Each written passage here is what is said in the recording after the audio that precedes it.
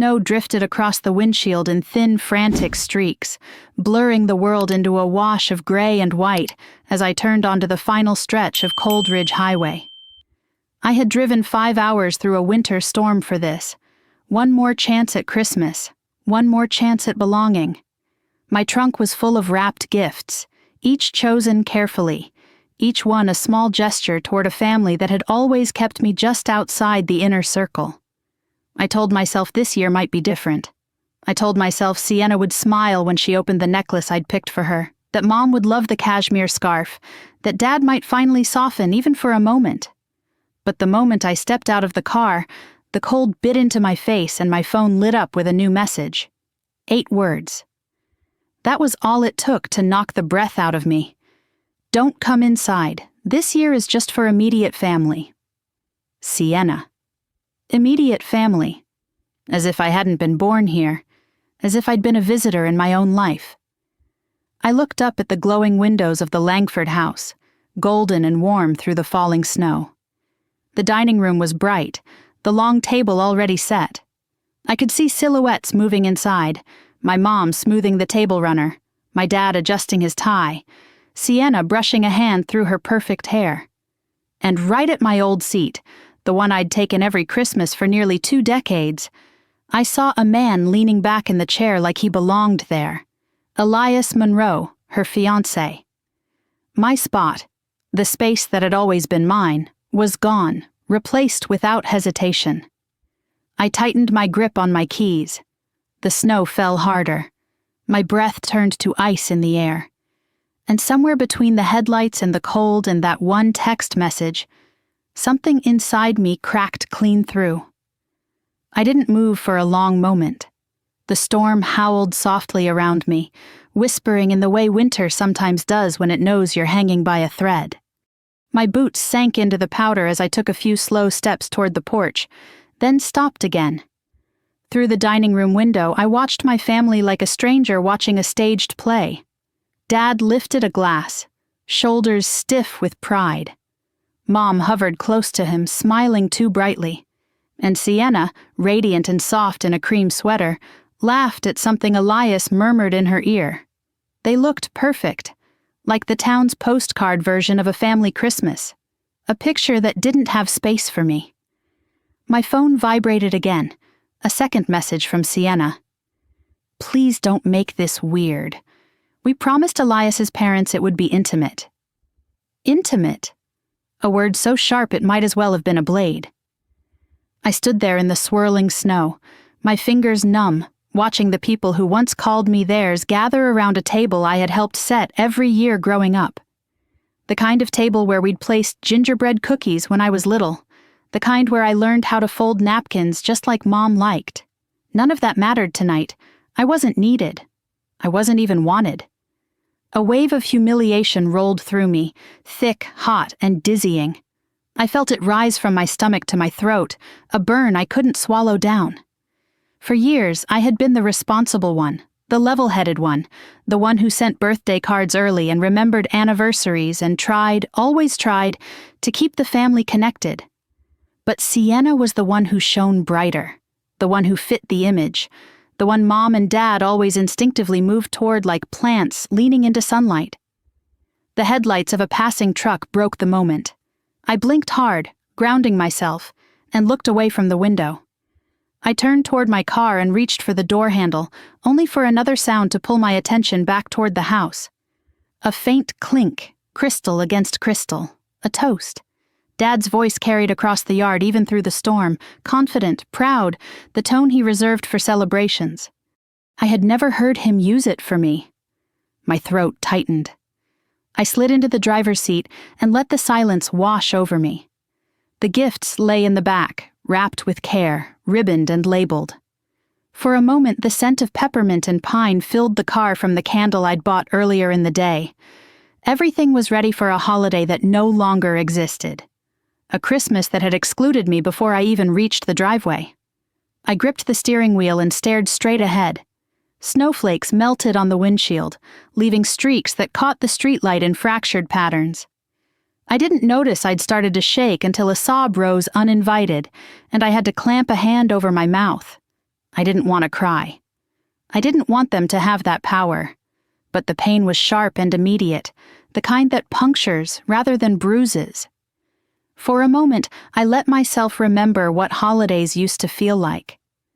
The cinnamon rolls Mom baked every Christmas morning, the way Dad used to help us carve jokes into the gingerbread cookies, Sienna and I making snow angels in the backyard.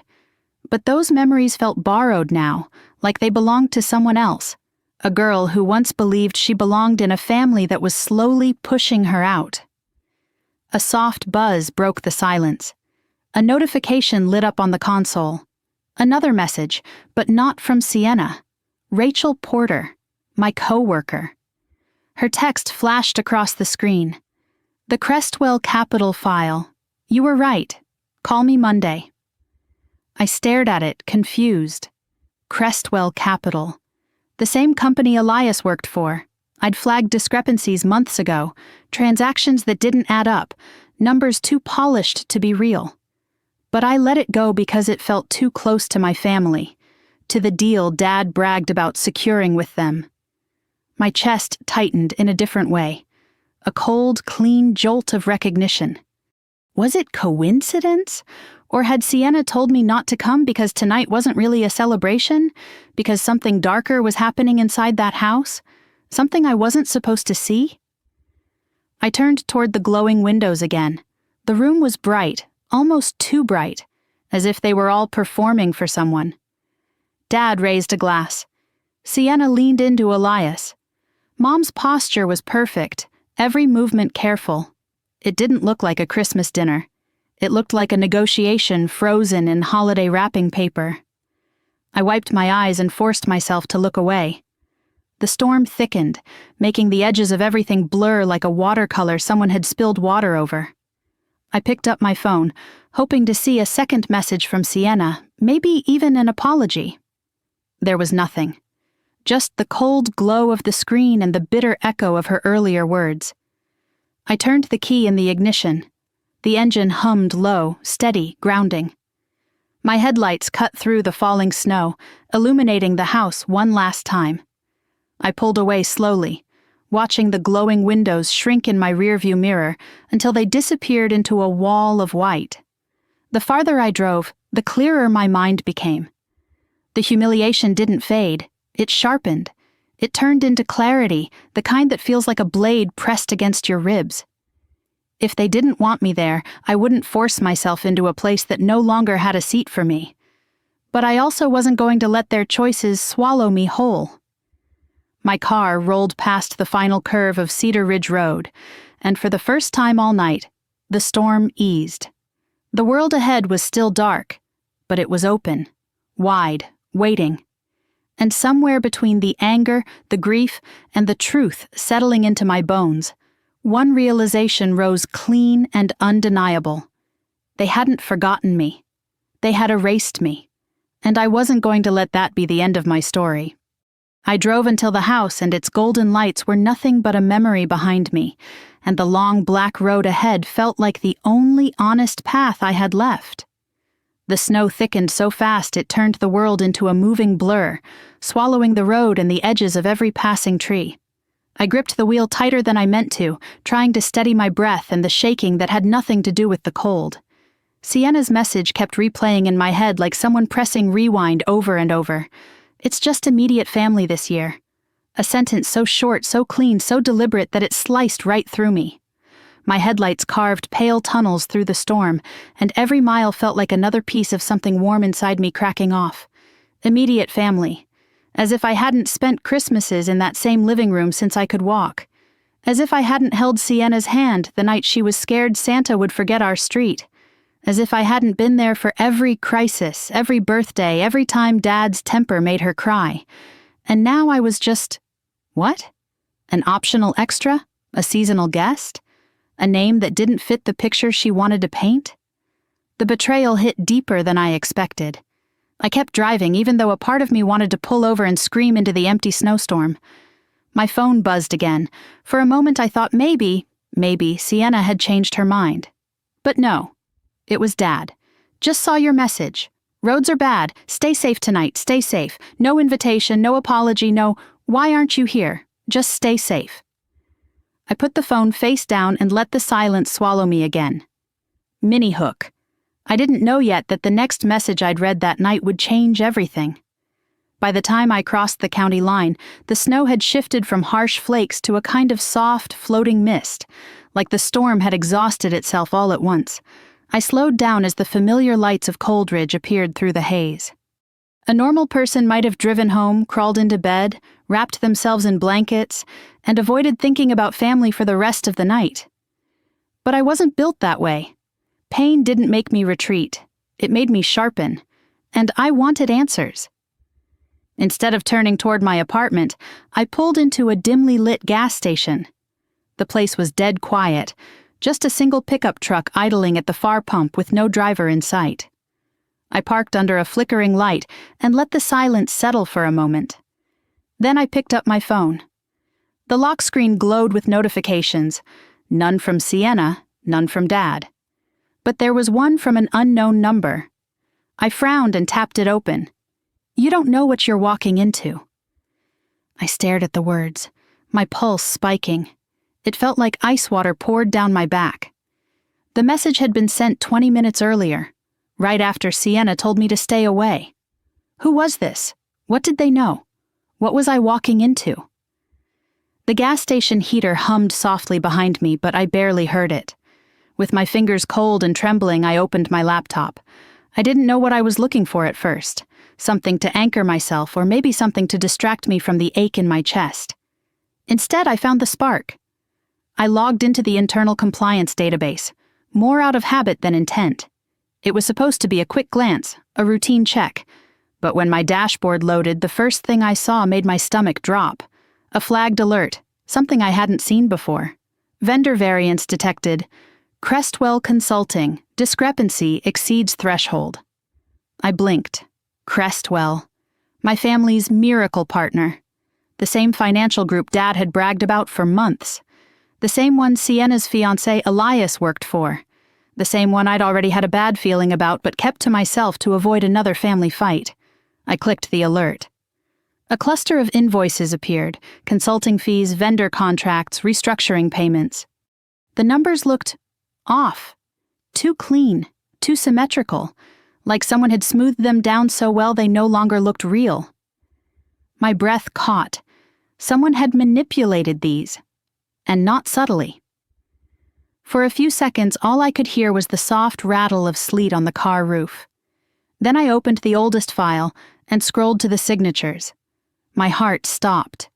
2 signatures sat at the bottom, Elias Ford, Marcus Langford, Dad and Elias, together. Except, Dad never signed anything electronically. He hated digital approvals. He refused to use DocuSign, always insisting on pen and paper. So this signature, this perfect digital copy of his name.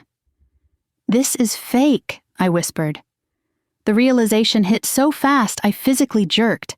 Someone had forged Dad's signature on a Crestwell contract, and whoever did it wanted Langford development tied to whatever Crestwell was doing. But why? A noise startled me. Boots crunching outside my car door. I snapped my head up, heart in my throat. The pickup truck engine had shut off. A tall figure was walking toward the small convenience store. Just a stranger. Just a man buying drinks. My pulse steadied. Minnie Hook. For a moment I wondered if I was losing my mind, but then the next file loaded and everything got worse. I clicked another invoice. More discrepancies, more perfect forged signatures, more money flowing through Crestwell to dummy vendors, shell companies with names so generic they screamed fraud, Norcrest Advisors, Redwood Strategy Group, Enterprise One. I checked the addresses. 2 didn't exist. 1 belonged to a mailbox inside a UPS store. Someone at Crestwell had built a full laundering network, and they were using my father's company as a funnel. I leaned back in the seat, breath tight. How did Dad not see this? How did Sienna never question what her fiancé did for a living? How was I the only one seeing the cracks in the perfect image my family worshipped? The pain of being excluded from Christmas dinner was still raw, but something else rose above it now, something sharper, more urgent. They didn't leave me out because they forgot me. They left me out because something was happening behind those glowing windows that I wasn't supposed to see. My phone buzzed again. Unknown number. You should have stayed away. My stomach twisted. I typed back before I could stop myself. Who is this? No answer. I tried calling the number. Voicemail. No name. No clue. The message could have been a prank. Or a warning. Or worse. Someone inside Crestwell realizing I was sniffing too close to the truth. I stared at the snow collecting on the windshield. If someone was watching me, I couldn't see them. But the pickup truck was still parked. The store lights flickered. Every sound felt too loud. I shut my laptop abruptly. Instinct took over. Get out of the open, get somewhere safe. I turned the key and pulled back onto the road, heading not toward home, but deeper into town, toward my parents' street. I wasn't going inside. I just needed to see the house. When I reached Ashwood Lane, the storm had cleared enough for the Christmas lights to glow in neat rows along the rooftops. The Langford house stood bright and warm, the windows golden with firelight. And through the living room window, I saw them, Dad, Mom, Sienna, Elias, all sitting together around the table, laughing. My old seat, empty for years, was filled by him, the forge, the liar, the man whose signature sat on every dirty Crestwell document I'd just opened. I watched them raise glasses, watched Sienna lean into him the way she used to lean into me when she was little and scared of thunderstorms. For a moment I couldn't breathe, not because they excluded me, not because they replaced me, but because now I understood why. If I had been at that table, I might have noticed something. A detail, a slip, a look, a document sitting on a counter, a conversation too guarded. Excluding me wasn't an accident. It was a strategy. My phone buzzed. One new message. Dad, we miss you, kiddo. Merry Christmas. My vision blurred for a second, not from tears but from something colder. I turned off my engine and sat in the dark, watching light flicker across faces I used to trust. And somewhere between the ache in my chest and the anger digging into my ribs, something new settled inside me. Not rage, not heartbreak, clarity. This wasn't just a family betrayal. This was a setup, a cover, a crime. And if they thought pushing me away would keep me silent, they had underestimated me again. Because now I wasn't hurt, I was awake, and I wasn't walking away this time. The motel room smelled faintly of bleach and stale heat, the kind that clings to your clothes long after you leave. I didn't remember pulling into the lot or walking up the stairwell. My mind had been buzzing too loud, my chest too tight. Somehow I'd ended up here, staring at the beige walls like they might answer the questions unraveling in my head. I dropped my bag on the bed and pulled out my laptop again. The screen glow lit up the dim room, and with it, the dread I'd been holding back surged forward. I opened the same Crestwell files. The numbers stared back like an accusation. Someone forged Dad's signature. Someone laundered money through shell vendors. Someone wanted the Langford name tied to all of it. And that someone was close enough to be sitting at my family's Christmas dinner. I took a shaky breath and opened a fresh document, something I never created unless I sensed danger. A risk log. I typed the first line. Potential financial misconduct. Crestwell, Langford Development Connection. Possible internal collaborator, Elias Ford. I sat back, staring at the screen. The words felt heavier than truth usually does. Mini hook. I didn't know that while I was typing those lines, someone else was already watching me type them. When my phone buzzed, the vibration felt sharp against the quiet. I grabbed it quickly, hoping, stupidly, it might be Dad or even Sienna trying to fix the disaster of the evening. But it was my colleague Nora. I heard about your dashboard flag. Did you trigger that manually? No, I hadn't. Which meant the system had popped the alert automatically. That only happened under one condition. The amount of money moving through a vendor exceeded the legal threshold. My pulse quickened. I typed back, I didn't trigger it. Can you check if the file was modified recently? Nora responded almost instantly. Modified at 7:42 p.m. Unknown user. right around the time I was sitting outside my parents' window watching them toast with Elias. I felt a cold prickling down the back of my neck. Someone had gone into those files minutes before I saw the alert. Someone inside Crestwell realized the numbers were about to become visible and tried to bury them. But they were sloppy. Sloppy enough that the system caught it, flagged it, and pushed it right to my dashboard. Good. Let them be sloppy. It made my job easier. I closed the chat and dug deeper. The more documents I opened, the clearer the pattern became. Crestwell moved money to Hartford Consulting, an entity with no employees, no office, no digital footprint. From there, money traveled to Langford Development through consulting fees, emergency restructuring, and asset reallocation. Fancy words for, we're using your company as a laundering chute. Dad wasn't a financial expert. He never pretended to be. He built his business with blueprints and calloused hands. He believed in people who shook his hand firmly and looked him in the eye. People like Elias. My jaw tightened. He trusted a man who could forge his signature with the same smooth precision he used to pour wine at Christmas dinner. The motel heater kicked on with a loud rattle. I rubbed my eyes and leaned back. Every part of me was tired, hurt, angry. But beneath all of that was something steadier, something sharper, resolve. Then my phone buzzed again, this time with a voicemail from Sienna. I hesitated before pressing play. Her voice came through shaky, hushed, panicked. "Where are you? Why didn't you come home? Elias said you left because you were upset. Mom's worried. Call back." She sounded clueless, blind, still buried in the world he'd created for her. I wanted to scream, "Shake yourself awake, Sienna." But her voice cracked at the end in a way that softened me. She didn't know she was part of something dangerous. She didn't know she'd been used. But she was going to learn. I saved the voicemail. Proof mattered now. Proof of who knew what and when. Before I could return her call, my laptop chimed. A system alert. Another red flag. Transaction discrepancy. Crestwell, Hartford. Vendor, North Lane Strategies.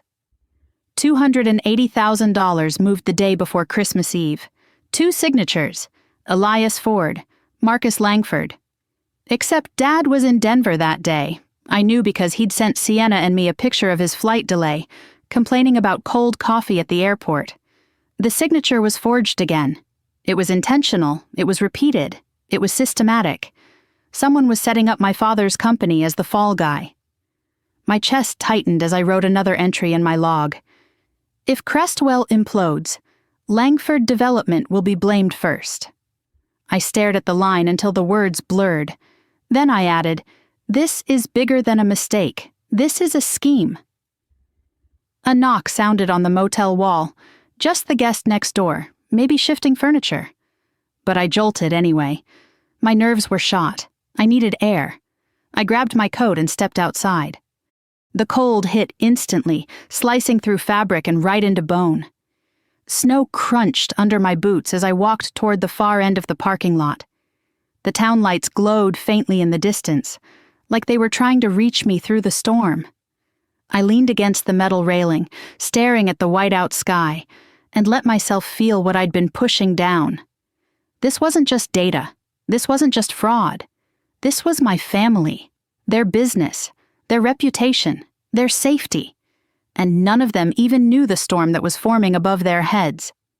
Mini hook. Then my phone vibrated again, this time with a message that made my entire body go cold. Stop digging. No signature, no number I recognized, just those 2 words. I scanned the empty parking lot. The wind howled against the metal siding. For the first time that night, fear pricked through the resolve. I typed back, "Who is this?" No response. Seconds stretched. A full minute passed. Nothing. I forced myself back into the room, locking the door behind me. The motel walls suddenly felt too thin, the lock too flimsy. It was one thing to find forged signatures. It was another thing entirely to receive threats. Someone knew I was digging. Someone knew I had connected the dots. Someone was watching.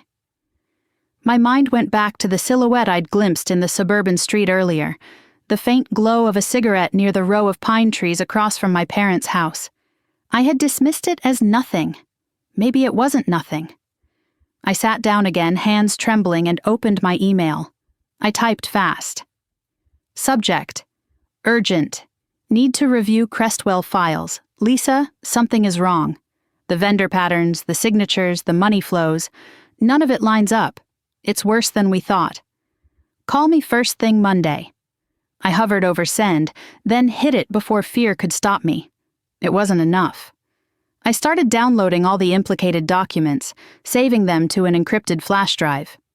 Then I printed the top 3 files, the ones with Dad's pasted signatures, and slid them into the folder I kept for urgent field cases. Not because I wanted to show him tonight, but because if something happened to my laptop, I needed physical proof. The heater rattled on again. It was almost midnight. Snow piled against the window. The storm raged, but inside my thoughts were clearer than ever. This wasn't an accident. This wasn't a misunderstanding. This wasn't a harmless corporate shortcut. This was deliberate, organized, concealed, and my family was in the middle of it. I lay down for a moment, fully clothed, folder resting on my chest, laptop open beside me.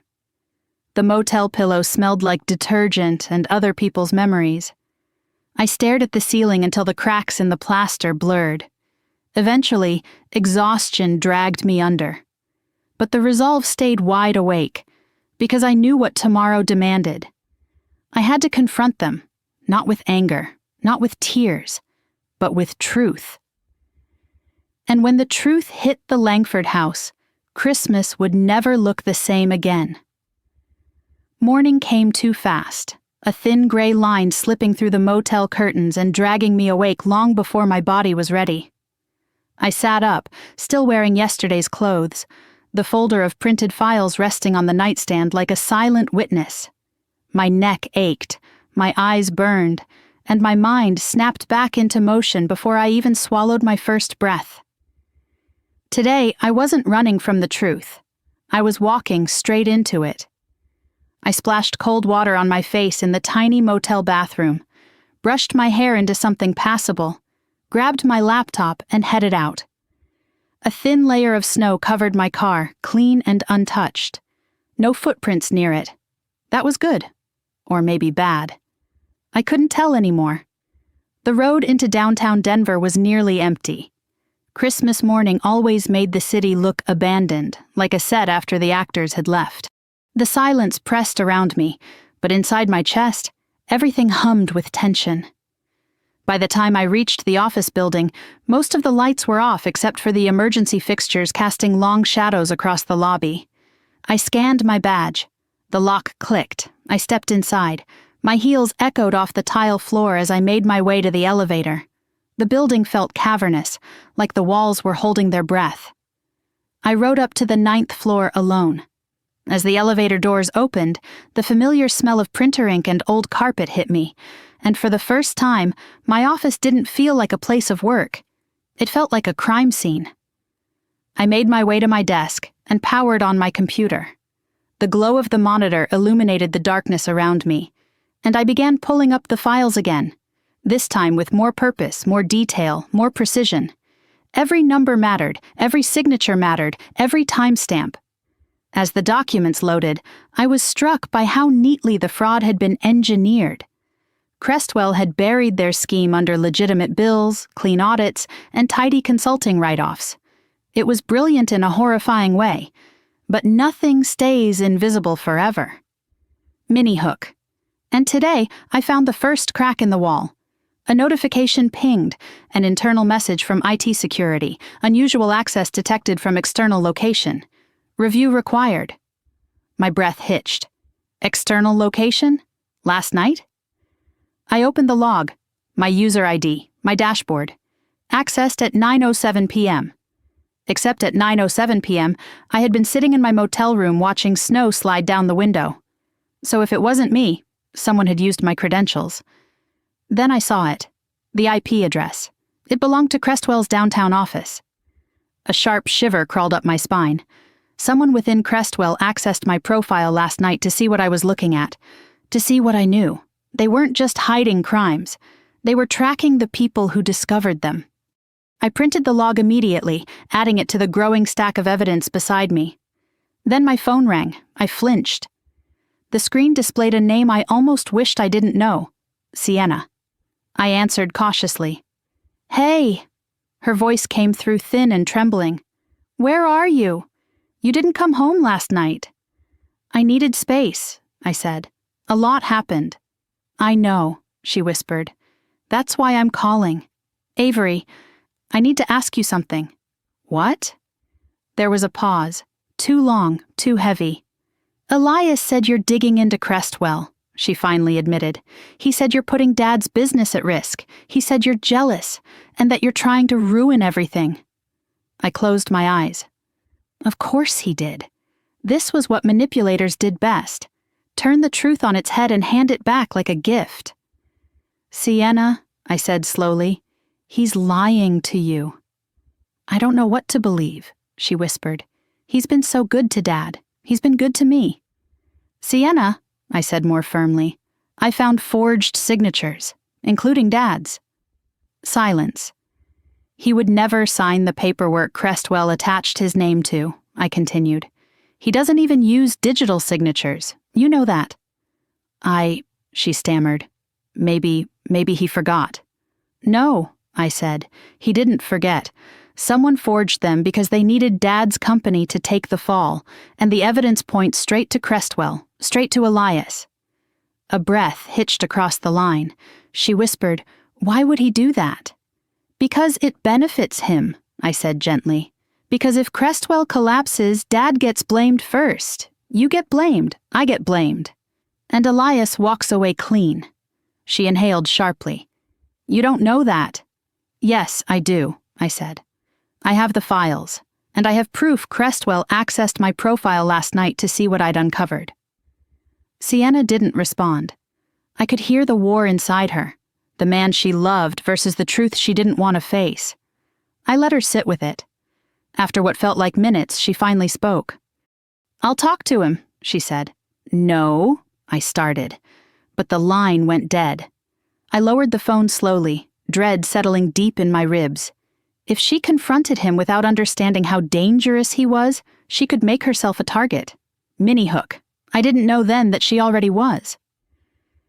I took a breath, refocused on my screen, and opened the last batch of ledger files, records Crestwell kept hidden behind encrypted access. It took me 3 tries to crack them open with my compliance override. When the files loaded, I understood why they tried to hide them. They weren't just laundering through shell vendors. They were moving money offshore, millions. Transactions routed through an intermediary bank in the Caymans, then to a holding company, then routed again into personal accounts. One name appeared over and over. Not Dad's, not mine, Elias Ford. There it was, black and white. The whole shape of the fraud laid bare. He'd used my father's company as a shield, then funneled the profits offshore.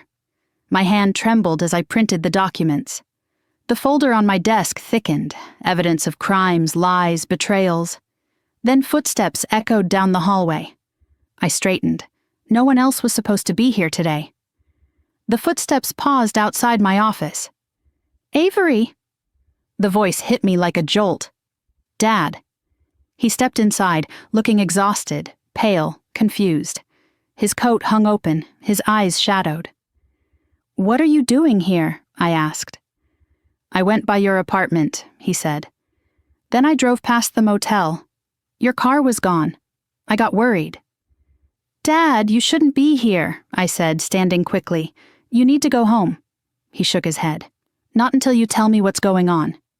I hesitated, then handed him the top page, the forged signature. He stared at it, at his name, at the date. A muscle in his jaw jumped. "I didn't sign this." "I know." He looked up at me. "Who did?" "Someone from Crestwell," I said. "Someone who wanted your company tied to their fraud." His face went slack with shock. "And Elias?" he whispered. "He's at the center of it." Dad lowered himself into the chair like the weight was too much to carry. "I trusted him," he said quietly. "I let him into my home." He swallowed hard. His next words cracked. I let him into my family. I sat beside him. I know. Tears gathered in the corners of his eyes. What have I done? You were manipulated, I said softly, but now we fix it. He nodded shakily. What do we do first? Tell the truth, I said, to the people who can stop this. Before we could say anything else, my phone buzzed loudly on the desk. Unknown number. I stared at it, then answered. A male voice spoke on the other end, calm, cold, familiar.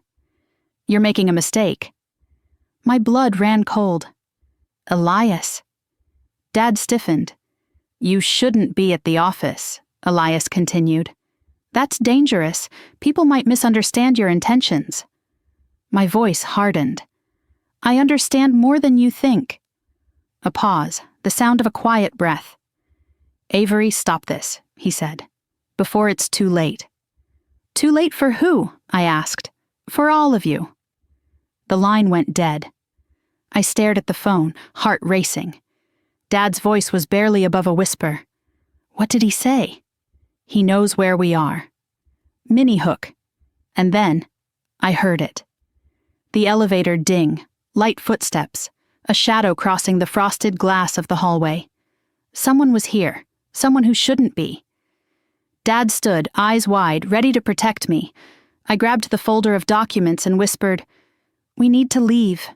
Now. And as we stepped into the hallway, I realized something chilling. The elevator was still open, and the air smelled faintly like cologne. His cologne. The sky over Denver was still dim when I left my apartment the next morning, the clouds hanging low like thick gray wool. The city felt muted, the streets quiet under a thin crust of overnight snow. I held the USB drive in my coat pocket the entire walk from the building to my car, gripping it so tightly my fingers ached. It felt like carrying a secret that had weight, like a stone I couldn't set down. I drove with the heater on high, windows fogged at the corners, trying to steady the sound of my own heartbeat. By the time I reached the attorney's office downtown, the sun had barely crawled above the skyline. The building was tall and modern, its glass facade reflecting the gloomy weather back at itself. I parked in the underground garage, took a deep breath, and headed inside. The elevator ride felt endless, each floor lighting up slowly until the doors finally slid open onto a quiet reception area. The receptionist greeted me with a polite, practiced warmth. You're here for the 9 o'clock with Mr. Greer? Yes, I said, my voice sounding steadier than I expected. She gestured toward a row of chairs, but before I could sit, a man in his 50s stepped into the lobby. He wore a charcoal suit and carried a leather folder under his arm. Avery Langford? He asked. I nodded. I'm Daniel Greer. Come on back. His office was spacious, but uncluttered. Bookshelves arranged neatly, degrees framed on the wall, a large window overlooking the city. He gestured for me to sit, then closed the door behind us. Your message last night said this was urgent, he said as he settled behind his desk. I pulled the USB from my coat pocket and placed it gently on the surface between us. It is. He studied me for a moment. Tell me everything. So I did. From the Christmas exclusion to the documents, the discovered shell companies, the altered signatures, the threatened texts, and the evidence in that USB. I told him about Sienna signing papers she didn't understand, about my parents being manipulated, about being framed through falsified approvals in Crestwell's system. He didn't interrupt. He only listened, occasionally jotting notes, occasionally watching me with a look that made me feel both exposed and protected. When I finished, he leaned back slowly. You have more than a suspicion, he said. You have evidence. Real evidence. I don't know who else to trust, I said quietly. It's bigger than I thought, and it's touching my family from every direction. He tapped his pen against the folder thoughtfully.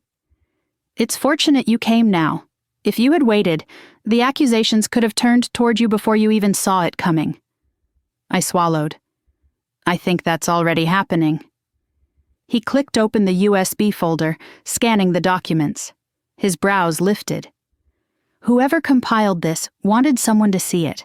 This isn't sloppiness or panic, this is intentional. That's what scares me, I said. It should. He paused. But it also means you have a strong foundation for a whistleblower claim. The words felt heavy in the air. Whistleblower. I had spent years avoiding the spotlight, working quietly, doing my job methodically, never stepping into the line of fire. Becoming a whistleblower felt like stepping in front of a train willingly. What happens if I file? I asked. You gain legal protection, Greer said, and depending on the depth of this scheme, the government may shield your identity during early investigation stages. May, I echoed. Not will. He didn't soften the truth. This is a messy case involving family, corporate fraud, and interstate financial activity. You're a central witness whether you want to be or not. My chest tightened. He sensed the shift and added, But you are not the villain in this story, Avery. You're the person doing the right thing. Doing the right thing. It sounded noble in theory. In practice, it felt like pulling a pin from a grenade. I want to protect my family, I whispered. I don't want them destroyed because of this. Greer nodded.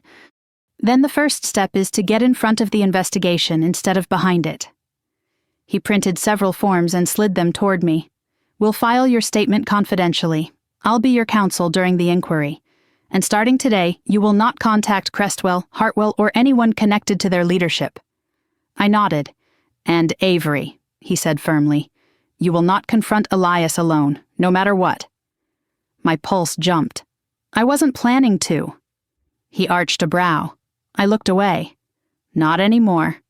He let out a controlled sigh. I'll contact the federal office this afternoon. Expect a call for preliminary verification. Be calm, be honest, and stick to the facts. You've done the right thing coming here. When the meeting ended, I felt both grounded and unmoored, like someone had given me a blueprint for a building I wasn't sure I was ready to construct. Still, I walked out with purpose in my step. This wasn't about vengeance anymore. It was survival, for my family, and maybe for me too. Outside, the wind stung my face. I wrapped my scarf tighter and headed to my car. As I climbed in, my phone rang. It was Rachel. You won't believe what just happened, she said without greeting. My stomach dropped. What now? Compliance sent an alert to our whole department this morning. There's been a formal request to preserve all internal documents related to Crestwell Capital. Cold sweat prickled down my back. Already? It gets worse, she said. Your name was flagged for unusual activity. They're reviewing your credentials. And there it was, the first official ripple of the storm. Rachel, I said slowly, I met with an attorney this morning. Good, she breathed. You're going to need one. A wave of fear washed over me, but I kept my voice calm. Thank you for warning me. Just be careful, she said. This is bigger than all of us. We hung up, and I sat in the car, gripping the steering wheel, breathing through the panic. The walls were closing in faster than I expected, but panic wouldn't help. Action would.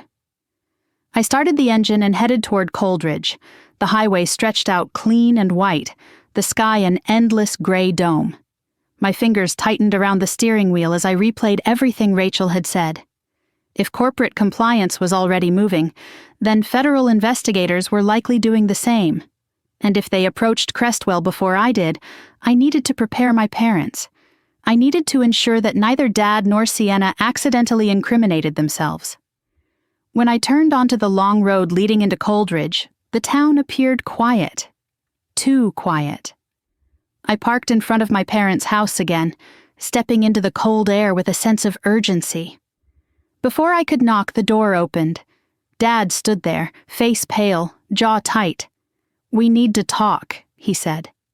I stepped inside and immediately saw why his expression had changed. The living room coffee table was covered in papers, contracts, bank notices, handwritten notes. Mom sat stiffly on the couch, hands clasped tightly in her lap. Sienna stood by the window, arms wrapped around herself as if bracing against a cold that wasn't physical. Dad picked up a document and handed it to me. This came in the mail this morning. I scanned it quickly. An official notice requesting documentation for several transactions tied to Langford Development. A preliminary inquiry. Nothing accusatory, yet. But it was the kind of document that preceded something larger, something formal. "They're looking," I whispered. Dad nodded grimly. "And they'll find we signed off on contracts we didn't understand." Mom's voice trembled. "We were trying to fix things. We thought we were doing the right thing." Sienna's eyes were red. "Avery, I didn't know it was fraud. I swear." I set the papers down and faced them. "It doesn't matter what you knew. What matters now is what you do next." Dad swallowed hard. "We'll cooperate." "You have to," I said, "and you need to stop trusting anything Elias ever told you." At the mention of his name, Mom flinched. Sienna looked away. Dad sat beside her and rubbed his temples. "I've called the board. We're freezing operations until further notice." That hit me harder than I expected. Langford Development had been in our family for decades. Seeing Dad say the words aloud felt like watching the foundation crack under his feet. "I met with an attorney this morning," I said gently. "He's filing a protected statement for me, and he's going to help us navigate what comes next." Dad nodded slowly. "Good," Mom whispered. Is it going to get worse?" I didn't lie. "Before it gets better? Yes." Silence settled over the room.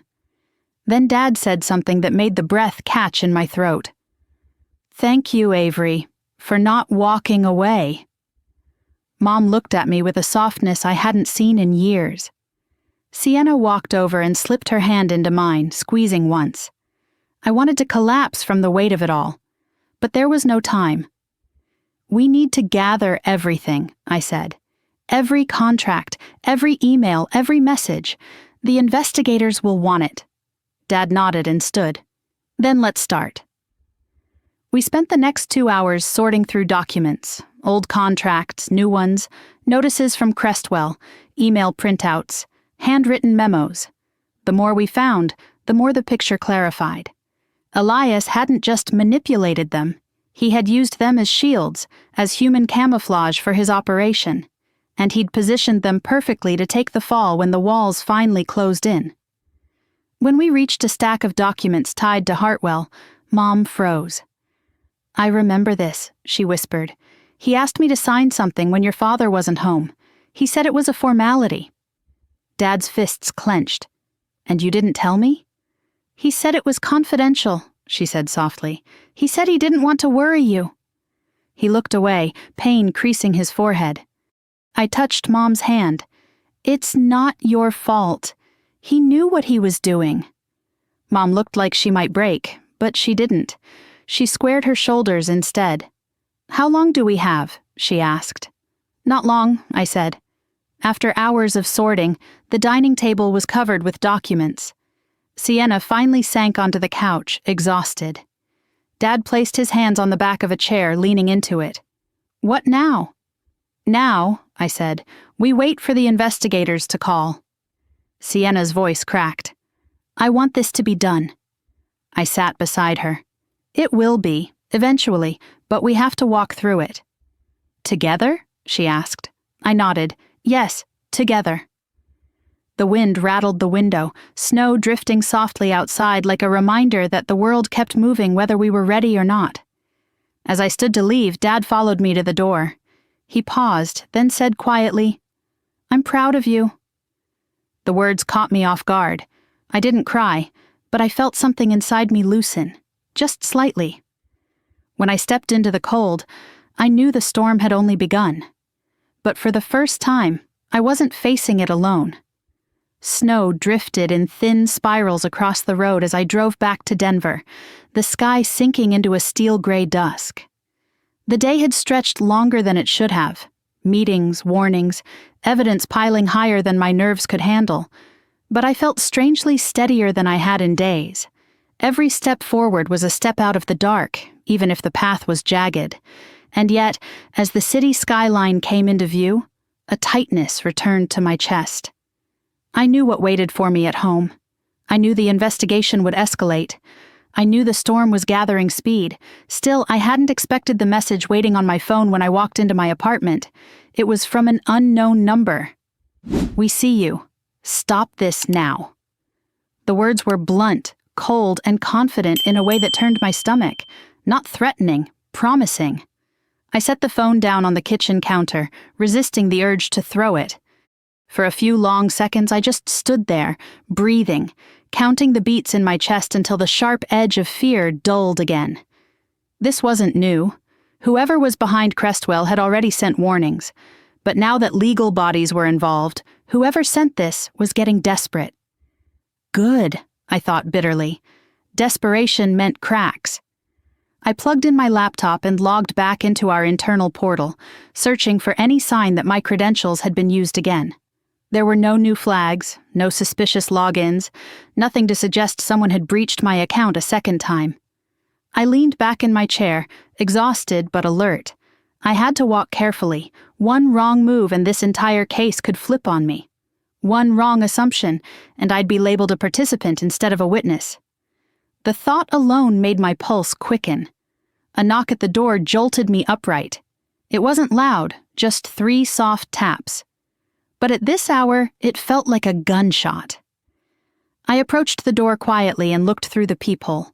Relief washed through me when I saw Rachel standing there, bundled in her coat, her breath fogging in the hallway. I opened the door immediately. "Rach, what are you doing here?" She stepped inside quickly, glancing down the hallway before the door closed behind her. I didn't want to say this over the phone. My stomach tightened. What happened? She slipped off her gloves, avoiding my eyes. "There was a meeting this afternoon. Upper compliance. Legal was there. They didn't name you directly, but..." Her voice dropped.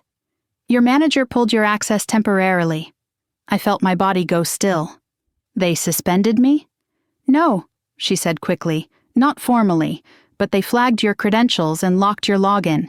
They want to review activity." Which was corporate language for. "We don't trust you right now." "How many people know?" I asked. "Only a few," she said. "But rumors travel fast." My legs felt weak. I sank onto the edge of the couch. "They think I'm involved." "They're being cautious," Rachel said gently. "But yes, they're preparing for the worst-case scenario." Of course they were, and if I hadn't acted early, if I hadn't spoken to Greer or collected evidence, this could have spiraled into career-ending damage before I even knew the scope. Rachel sat beside me. "Tell me you talked to someone, a lawyer, you filed something. You didn't try to handle this alone." I nodded slowly. "I met with an attorney. He's filing a protected statement." "Good," she whispered. "You did the right thing." But my mind was already shifting. If corporate compliance was locking down systems, then federal investigators were moving too. And Elias, he wouldn't sit quietly. Not a man like him. Not when the walls were closing in. "What about Crestwell?" I asked. "Have they responded to the inquiry?" Rachel shook her head. "Not publicly, but they're pretending nothing is wrong. And their CEO?" She hesitated. "What about him?" "He's been unreachable since this morning." A chill slid through me. Unreachable how? No calls, no emails, no statements, nothing. He disappeared. I thought of Elias, the way he'd eased into our family, the way he'd smiled across my parents' dinner table, the way he'd encouraged them to trust him. And now Crestwell's leadership was going dark. I stood abruptly. "We need to find him." "No," Rachel said immediately. "Avery, let investigators do that." "He's the key," I said. "He's the one who looped my family in. He's the reason compliance is targeting me. And he's the one who can bury us all if he isn't stopped." Rachel grabbed my arm, her grip firm. "You are not confronting him. I'm serious." I pulled free gently. "I'll be careful." That's what people say right before they disappear. I forced a small breath. "I won't disappear." She shook her head again, fear creeping into her eyes. "Let the process work, Avery. Let legal handle him." But Legal didn't know my family. Legal didn't know the ways Elias moved, the way he chose his targets. Legal didn't know the kind of man he was beneath all the charm. I did. When Rachel finally left, I locked the door behind her and leaned against it, eyes closed. The apartment was quiet. Too quiet. My thoughts hummed loudly in the silence. I turned toward my laptop again, this time opening the secure drive where I'd saved the USB contents. There had to be something there, something that could tell me where Elias went, or what Crestwell was planning. I clicked into the Hartwell folder again. One file stood out, Hartwell Vendor, timestamplog.pdf. I hadn't looked at it earlier. It was a long list of document submissions tied to the shell company. I scrolled. Most entries were from Crestwell employees, but one series of timestamps was different, clumped together around a single week 2 months ago. Entries full of errors and corrections. Entries with signatures that didn't match. Entries that had been forced into the system using override codes only a senior executive could access. Override codes. I froze. There was a name connected to the override request. Not Elias, another executive, someone higher, someone I didn't recognize immediately. I opened a second tab and looked him up. My blood ran cold. He was Crestwell's CFO, and he had resigned suddenly 3 weeks ago, citing health reasons. But the news articles now called it mysterious circumstances. A chill crept up my spine. Elias wasn't working alone. There was someone above him, someone running the financial architecture of the fraud. I closed the laptop slowly. This wasn't just a family scandal. It wasn't just my sister's fiancé being shady. This was organized, coordinated, a professional laundering pipeline. And for reasons I didn't yet understand, they had pulled Langford Development into it. My phone buzzed again. Another message. New number this time. You're making noise. That's dangerous. I stared at the words, my breath shallow. This wasn't the same tone as before. This was restrained, cold, strategic. Someone was monitoring my moves in real time. I blocked the number, took a screenshot for evidence, and shut off my phone completely. I needed to move, change environments, think clearly.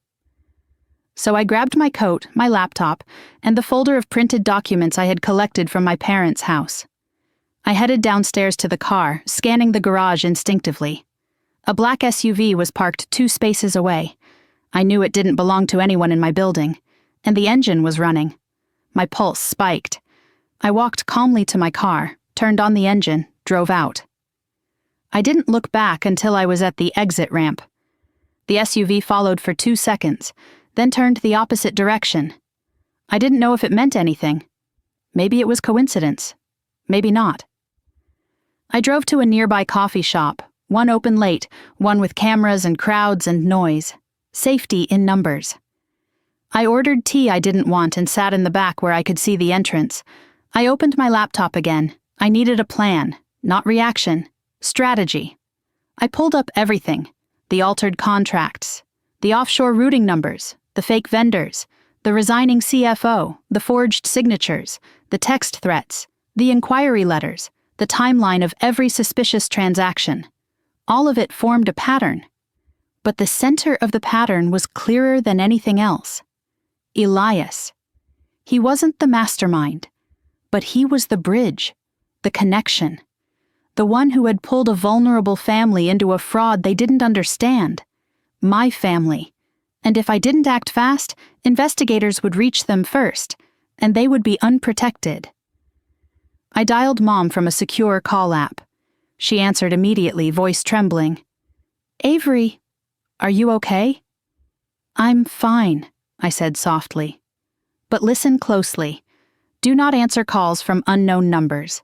If anyone asks for documents, you send them only to me or the attorney. Do not talk to Crestwell. Do not talk to Elias." Mom breathed shakily. "Is it getting worse?" "It's getting real," I said, "and that means we need to be smarter." "Your father hasn't slept," she whispered. "He keeps pacing. He's scared." "I know," I said gently. "Tell him I'm working on it." Before she could respond, I saw someone enter the coffee shop, head down, scarf pulled high over his jaw. My breath stopped. Elias. He scanned the room slowly, looking for someone.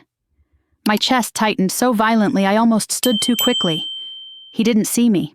Not yet. But he was here, too close, too deliberate. Mom's voice echoed faintly through the phone. Avery? Avery, what's wrong? I lowered my voice. Mom, lock the doors. I'll call you back. I ended the call. Elias took another step inside, shaking snow from his coat. His eyes lifted and landed on me.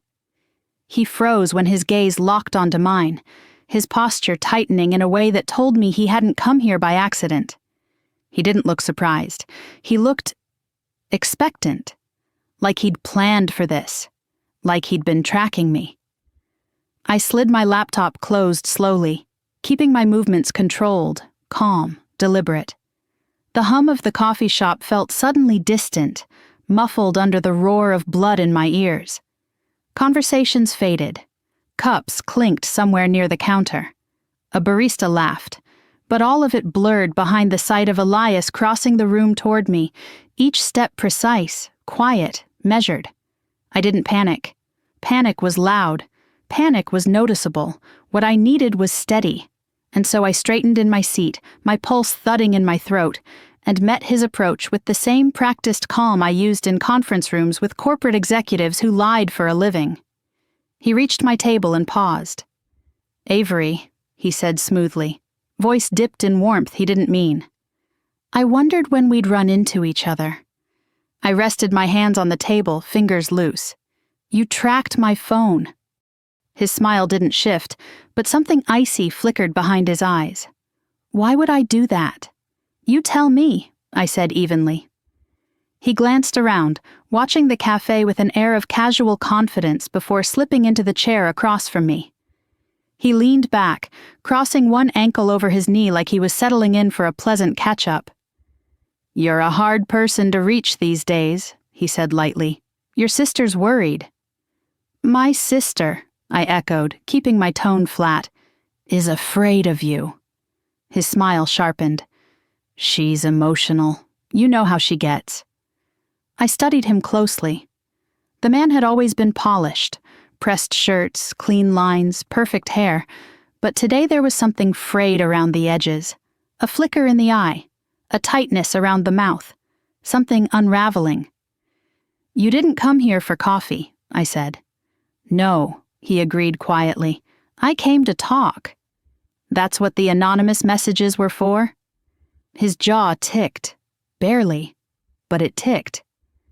Sometimes, he said softly, people need reminders to keep their noses out of places they don't belong. You mean my family's business? I asked. Or Crestwell's offshore laundry service? He didn't flinch. That was the part that chilled me. He leaned forward, lowering his voice. Avery, you're making a mistake. I laughed under my breath. You've told that lie to everyone in my family already. Try something new. He didn't appreciate that.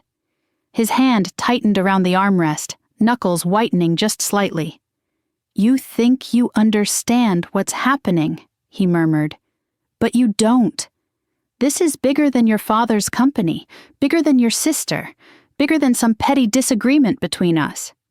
Then enlighten me, I said, folding my arms. He glanced toward the door, toward the windows, then back at me with a subtle shift, like a man who wanted to talk but shouldn't. Leave it alone, he said, voice low, almost pleading. Walk away, let this play out. Trust me when I tell you that interfering will not end well for you. For me? I repeated. Or for you? He exhaled through his nose, controlled but fraying. You're smart, Avery, smarter than most people in your office, smarter than your father, smarter than your sister. I get why you're curious, but curiosity in the wrong direction. His eyes darkened. Has consequences. I held his gaze without blinking. I'm not afraid of you. You should be. His words hung in the air, heavy and quiet and without theatrics. It wasn't a threat. It was a statement of fact. a man telling me exactly how the world worked in the circles he moved in. I inhaled, steadying myself. "You used my family," I said softly. "You made them sign fraudulent contracts. You dragged them into your mess." "They needed help," he countered, shrugging lightly. "They were desperate. I offered a solution.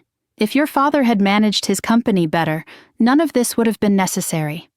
"And forging signatures?" I asked. "Changing dates? Creating shell vendors? Was that necessary too?" His eyes flickered once, only once. "People make mistakes," he said. "And some people commit crimes," I replied. The corner of his mouth twitched. "You think you found something big. You think you've connected dots no one else has connected." He leaned in, lowering his voice further. "But you don't have the full picture. And if you keep pushing, you're going to expose things that can't be buried again." "And that scares you," I said quietly. His smile faded. "What scares me is that I can't protect Sienna if you drag her into this." My chest tightened. "You never protected her." He leaned back again. "She signed documents. Her name is on approvals. You think investigators will care that she didn't understand how the financial system works? Ignorance doesn't absolve liability." My pulse spiked. He saw it, and he smiled. "That's what I thought," he murmured. For a moment, anger flared so sharp it nearly choked me, but anger wasn't useful here, so I swallowed it and asked the only question that mattered. "Where's Crestwell's CFO?"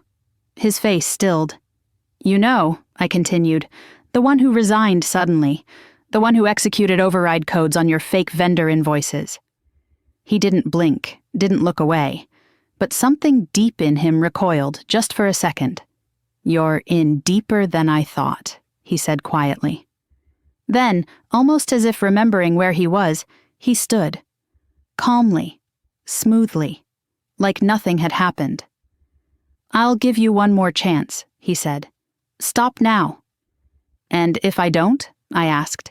He slipped his coat back on, adjusting the collar with slow precision. "Then whatever happens next is on you." He moved toward the door. I stayed seated, watching him walk into the swirling snow. The wind whipped around him, lifting the edges of his coat. He didn't look back. I didn't breathe until he was gone. The barista called out another order. Someone laughed in the corner. Life resumed around me slowly, as if nothing remarkable had happened. But everything had changed. I reopened my laptop. My hands shook. Not with fear, with adrenaline. He was slipping. He was scared. I left the cafe 10 minutes later, scanning the street. No SUV, no shadows, just swirling snow and fading daylight. Back in my car, I dialed Greer using the secure line he'd given me. He answered immediately. "Yes?"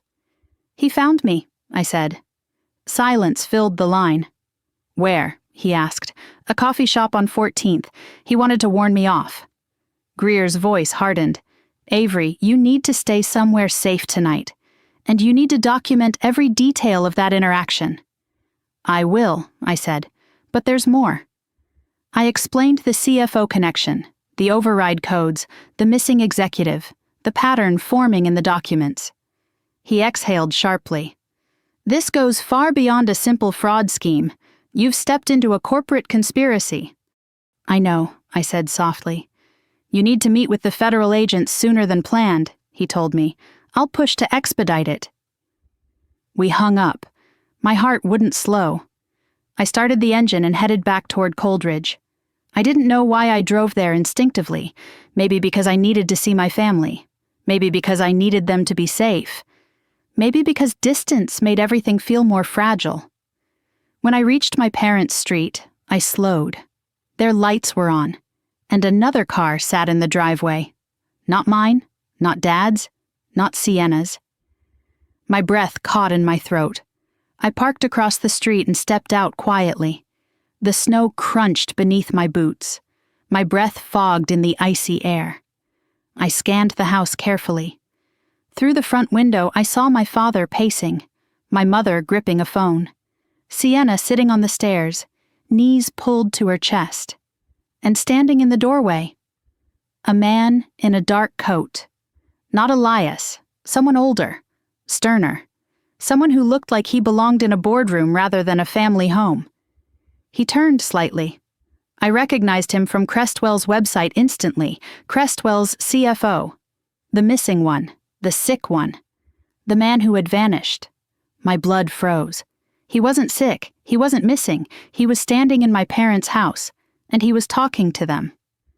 The man in the doorway had the composed stillness of someone used to negotiating in silence, not chaos. He stood with his back half-turned to the window, hands tucked into the pockets of a dark overcoat, his posture straight, deliberate, unreadable.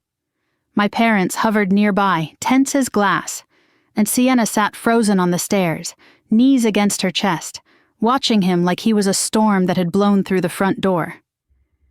I stayed hidden in the shadows of the driveway, watching through the narrow slit between the curtains.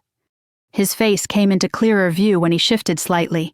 Sharp jaw, silvering hair, an expression that was neither apologetic nor aggressive, simply calculating. Cold, detached, the kind of man who signed off on bad deals and never flinched when they ruined people. Crestwell's missing CFO. He wasn't missing. He was standing in my parents' living room like he had every right to be there. I moved swiftly back to my car and dialed Greer with trembling fingers. He answered on the second ring. "He's here," I whispered. "Who?" "The CFO," I said, voice barely audible. "At my parents' house." Greer cursed under his breath. "Avery, listen carefully. Do not go inside. Do not engage. Call your parents out, calmly. Get them outside if you can. If you can't, you stay put." "I can't just leave them in there with him." "Avery," he said with sharp urgency, "you're the only person who knows what he is. Your parents don't understand how dangerous he can be. You do. Act accordingly." I forced myself to breathe evenly. "I'll call you back." I hung up and began typing a quick message to my mother. "Where is Dad? Are you safe?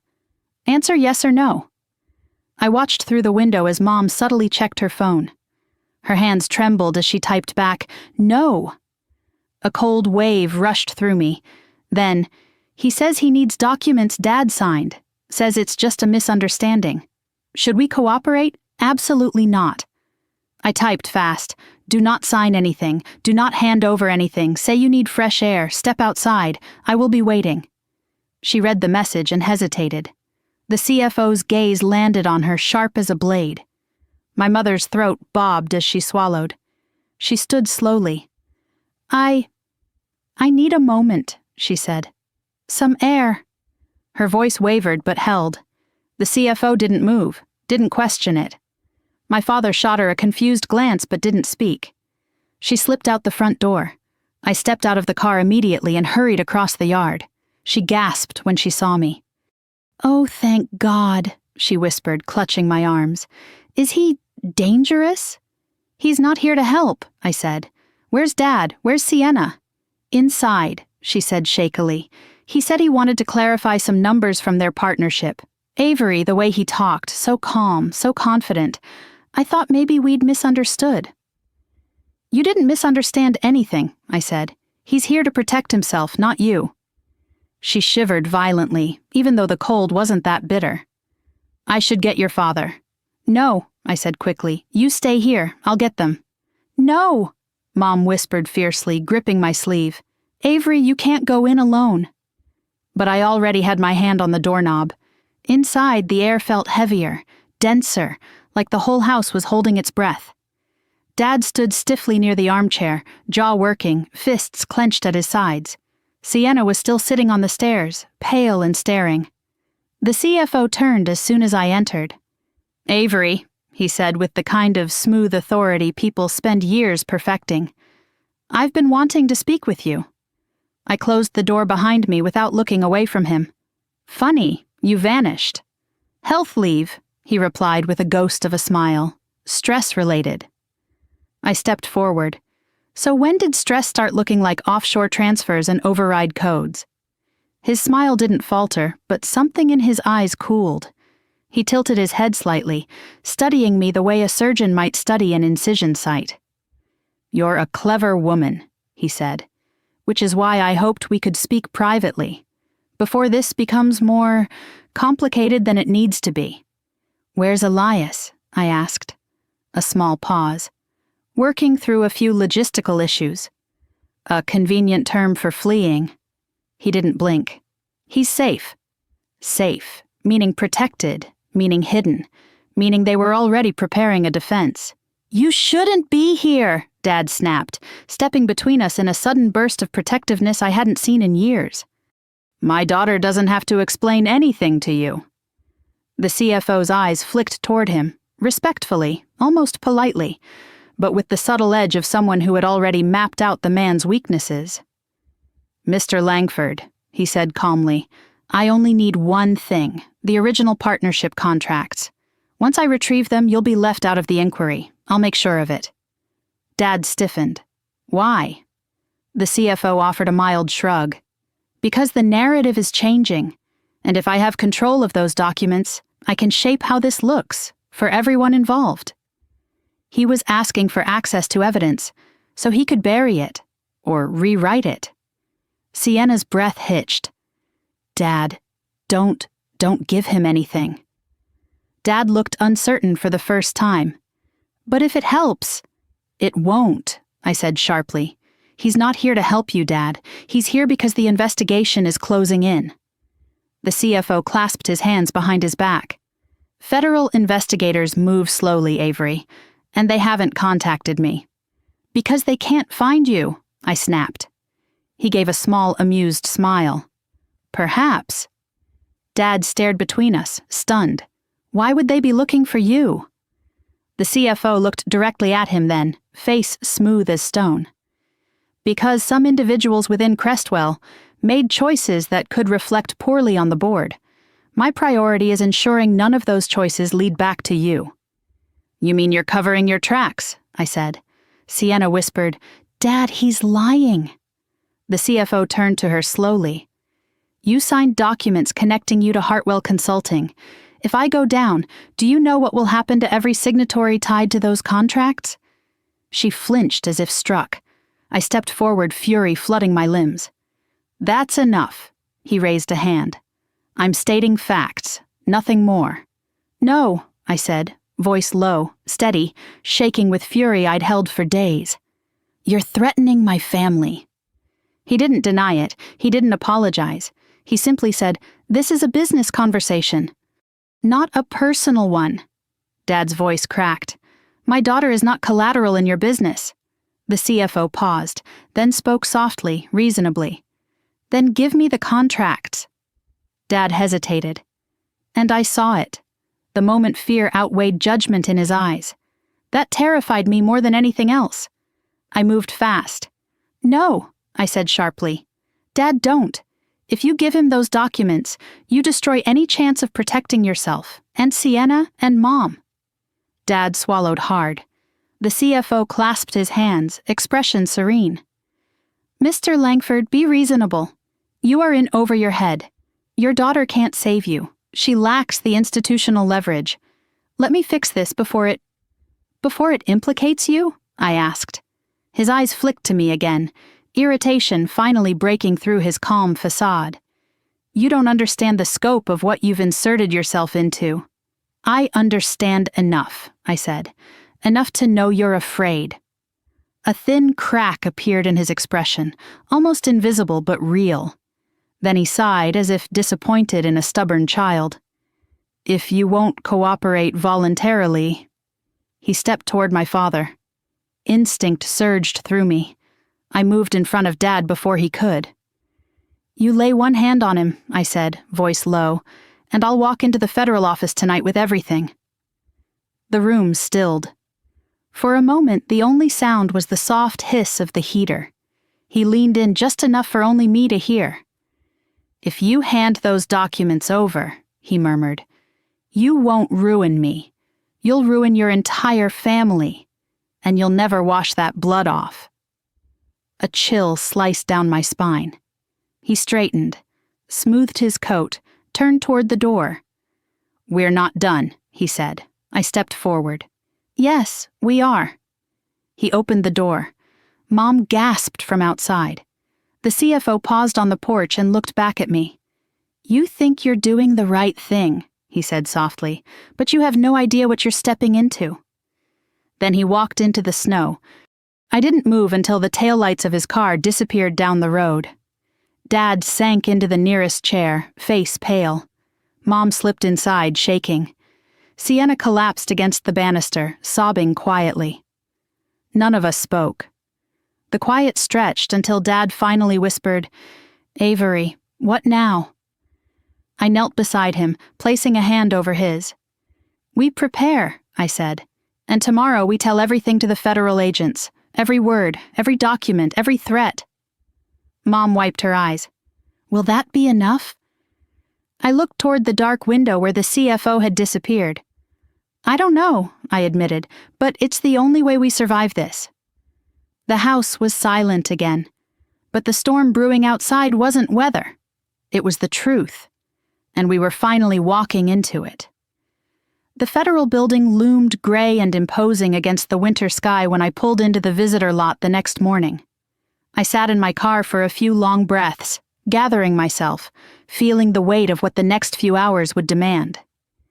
Inside my coat pocket were 3 things: the USB drive, the printed documents from my parents' house, and the written timeline I'd stayed up half the night creating.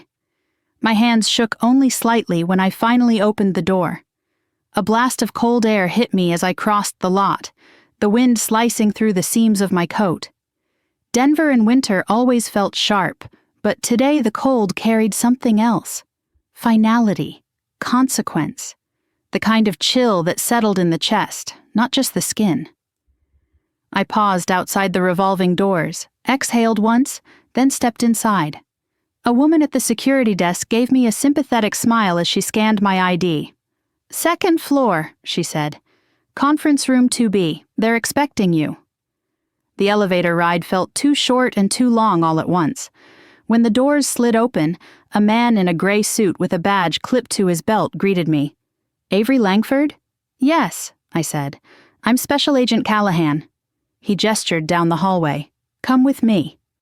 His tone was professional, even kind in its own way, but it carried an edge, something sharpened by years of interrogations, of sorting truth from carefully crafted lies.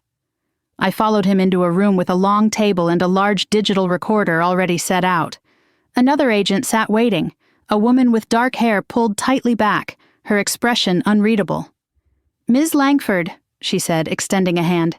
"Agent Ruiz, please have a seat." I sat. Agent Callahan clicked on the recorder, then nodded toward me. "We're going to begin with a formal statement. This isn't an interrogation. You're not under suspicion, but you are a primary witness." I nodded, feeling my heartbeat thudding hard in my throat. Agent Ruiz folded her hands on the table. "Start from the beginning. Tell us how you became aware of Crestwell Capital's financial irregularities and how your family became involved." I took a breath, steady and deep. "It started on Christmas Eve," I said, "when I was uninvited to my family's dinner." Their pens paused, both of them glancing up with subtle confusion, until I continued, laying out the events one by one, carefully, accurately. I described the glowing windows, the empty seat replaced by Elias, the timing of the text that kept me away from the house. I told them about the message from Rachel, the USB drive, the contracts, the false vendors. I explained the forged initials, the override codes, the CFO's disappearance, his sudden reappearance in my parents' doorway. The words poured out of me in a mixture of precision and memory, clear but edged with emotion I could no longer separate from the facts. At times my voice wavered, but I never lost the thread. When I finished, Agent Ruiz leaned back slowly, processing. "You said the CFO visited your parents' house last night," she added. "Can you describe his demeanor?" "Calm," I said. "Controlled. Threatening, but quietly so. He asked for original contracts. He implied that if my family didn't hand them over, we'd be implicated alongside him." Callahan exchanged a look with Ruiz. "That tracks," he murmured. "With what?" I asked. Ruiz hesitated only a second.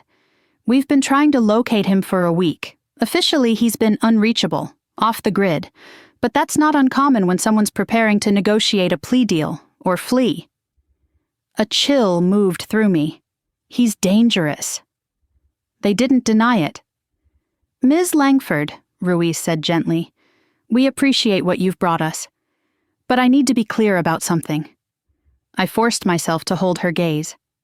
Okay. You're not just a witness. You are a whistleblower, and Crestwell won't let that go lightly. My pulse jumped. I don't want protection. I want action. And you'll have it, Callahan said, but we need to move methodically. Cases like this, money laundering, shell vendors, fraud, they unravel quickly, but they also explode if we're not careful. He nodded toward the USB. May we access the drive? Yes. I slid it toward them. Ruiz inserted it into her laptop, her eyes darting as she scanned the folder structure. You have a good eye, she said. These files, they're exactly what we needed. Callahan pushed a notepad toward me. One more thing, we're issuing immediate subpoenas for Crestwell's executive communications, and that will send shockwaves through the board. When that happens, you need to stay alert. We'll put surveillance on your parents' home if you request it. That's not necessary, I said automatically. Ruiz looked at me sharply. It is. My throat tightened. Callahan added, You and your family are in the blast radius of a crime we've been tracking for months. Let us protect you. I nodded, swallowing hard. Okay. The meeting stretched nearly 2 hours. Every detail mattered. Every inconsistency they flagged, I filled in with something my parents had told me, something Sienna had admitted between tears, something Elias had implied with a smile that had never quite reached his eyes. When the recording stopped and Callahan escorted me to the elevator, he said quietly, This won't be easy, Ms. Langford, but your statement may have just broken open a case that's been stalled. Something flickered in me, pride, maybe, or relief, but it was short-lived, because when I walked back into the parking garage, I saw the black SUV, 2 spaces from my car, engine running, windows tinted so dark they reflected only the concrete pillars around it. The same SUV I'd seen before. My breath caught. I scanned the rows, heart racing. A man stepped out from behind a pillar, too quickly. For a second I froze, but then I recognized him. Dad? I exhaled shakily. He hurried toward me. Avery, God, you're all right. He gripped my shoulders, eyes frantic. Your mother called. She said you were meeting with federal agents. I couldn't just sit at home. My knees nearly buckled with relief. What are you doing here? He shook his head. I need to be part of this. I need to understand what happens next. I glanced at the SUV. Is that... No, he said. It was here when I arrived. We both turned toward it, tension creeping across both our spines. The engine revved once. Then, slowly, deliberately, the SUV pulled out of the spot. It rolled past us, the windows still too dark to see inside. But as it neared the exit, the driver lowered the passenger side window just an inch, a hint of a silhouette, a hint of a chin, a hint of someone watching. Then the window went up again, and the SUV disappeared into daylight. Dad exhaled shakily. Do you think... I don't know, I said. But we're being watched. He ran a hand through his hair. This is bigger than I ever imagined. I know. And I'm scared, he admitted softly. Not of prison. Not of losing the company. His voice cracked. I'm scared of losing you. Something inside me broke open. Dad. He pulled me into a tight embrace, the kind he hadn't given me since I was a child. I'm proud of you, he whispered, for standing up when I didn't, for seeing what I refused to. I swallowed hard, blinking back tears. We're going to get through this. He nodded gratefully, stepping back. What now? I exhaled slowly. We wait for the agents to act, and we stay alert, especially for Elias. Dad's jaw tightened. If he comes near this family again, I placed a hand on his arm. Let the law handle him. Fine, he muttered. But if he hurts Sienna, he won't, I said quietly. But the truth was, I wasn't sure. Elias had looked fragile in the coffee shop, fraying. A cornered man with too much to lose was unpredictable, dangerous. And guilt didn't motivate him. Self-preservation did. "Let's go home," Dad said. We drove separately, but I stayed close behind him the entire way, my eyes shifting constantly between the road and the rearview mirror. Halfway to Coldridge, my phone buzzed. A new number, a single message. "You're running out of time." A tremor ran through me. Dad must have seen my car swerve slightly because he slowed, checking on me through his mirror. I steadied the wheel. No, I wasn't running out of time. They were, and the truth was closing in fast. Dad and I pulled into the driveway of the Langford house just past noon, the clouds thick and heavy above us like a sky waiting to break. The air smelled like snow even though none was falling yet, sharp, metallic, expectant. I watched Dad climb out of his car, slower than usual, as if everything that happened in the last 24 hours had settled into his bones. He gave me a small, steady nod before we walked toward the front door together. Inside, the house was too quiet. Mom sat at the kitchen table with a cup of tea untouched in front of her, staring at the steam as if it held answers. Sienna was pacing, her arms wrapped tightly around her chest, her movements restless and frantic. When she saw us, she stopped abruptly. "Did you talk to them?" she asked. "The agents?" "Yes," I said. "They have everything now." Her face went pale. "What does that mean? Are they coming here? Are we suspects?" "No," I said softly. "We're witnesses. But the people Crestwell is really looking at won't go down quietly." Sienna closed her eyes and sank onto the sofa. "I can't believe I let him manipulate me like that." "You weren't the only one," Dad said grimly. "He fooled me too." Mom set her cup down with a trembling hand. "What did the agents say?" "They're issuing subpoenas today," I said. "Crestwell's board will be notified within hours. The CFO won't be able to hide much longer." A flicker of fear crossed Mom's face. "And Elias?" I hesitated. "He's next." The house seemed to exhale at that, like every wall had been waiting for the truth. Dad stepped closer. "What should we do?" "For now," I said, "we stay home. The agents might call. They might need clarification. And you two shouldn't be anywhere people can corner you." Mom nodded quickly. Sienna curled her knees up to her chest. Dad sank into the armchair like a man who finally accepted he could stop running. But peace lasted less than 5 minutes. A hard rap on the door snapped everyone to attention.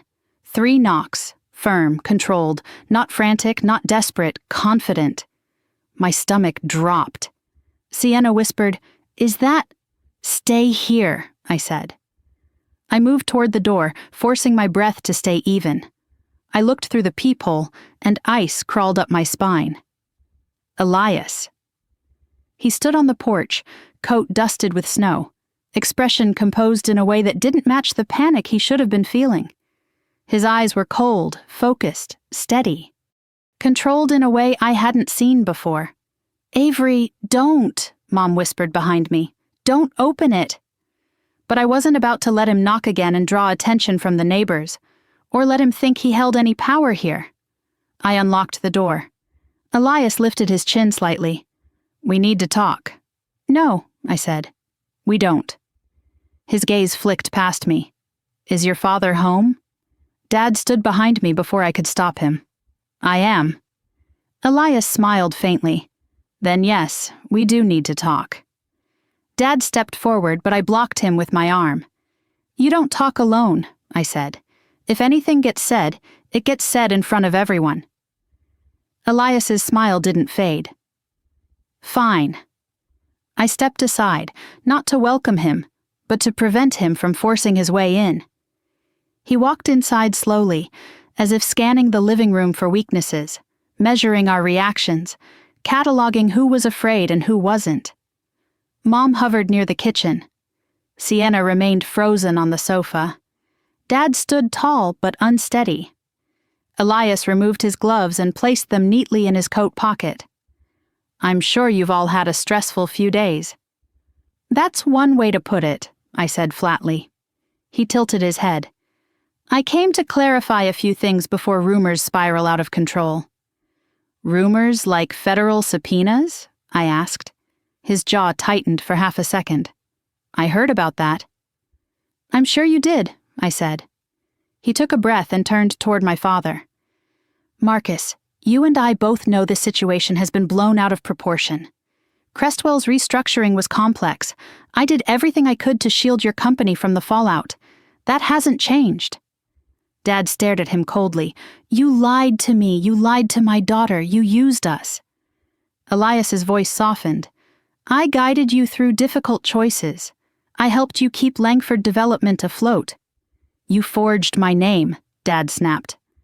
Elias didn't flinch. To protect you, to keep things moving. You panicked about the deadlines? I didn't sign anything with that offshore entity, Dad said. That's exactly why I did, Elias replied smoothly. To give you plausible deniability if anyone looked too closely. Every muscle in my body tightened. He wasn't denying the fraud. He wasn't even pretending innocence. He was reframing his crimes as favors. I stepped forward. You used our family. You used Sienna. He turned to her slowly. Sienna knew what she was signing. She shrank back. He told me, he said, he cut her off. You're an adult. You signed your name. You benefited from what I built. Sienna's breath hitched. I moved closer, standing between them. Don't talk to her, I said. He lifted one brow. You're not in charge here, Avery. I am today. Something flickered in his expression.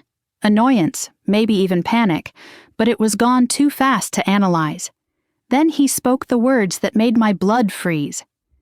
If Langford Development goes down, you all go down with it. Not just your father, not just Sienna, you too. Mom gasped. Dad took a step forward like he might hit him. Sienna began shaking. I forced my voice to stay steady. What are you implying?